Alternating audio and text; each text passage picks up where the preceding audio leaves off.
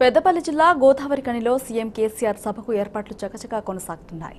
April 1న ప్రభుత్వ degree కాలేజీలో నిర్వహించే సభ ఏర్పాట్లను మంత్రి కొప్పుల ఈశ్వర్, పెద్దపల్లి టీఆర్ఎస్ ఎంపీ అభ్యర్థి బోర్లకుంట వెంకటేష్ నేతకాని, ఎమ్మెల్సీ నారదాసు, ఎమ్మెల్యేలు బాల్కసుమన్, కోరకంటి చందర్ పరిశీలించారు. సీఎం కేసీఆర్ సభకు సింగరేణి కార్మికులతో పాటు టీఆర్ఎస్ శ్రేణులు కూడా భారీగా తరలిరావాలని మంత్రి కొప్పుల ఈశ్వర్ పిలుపునిచ్చారు. 1,50,000 మందితో సభను విజయవంతం చేస్తామని తెలిపారు.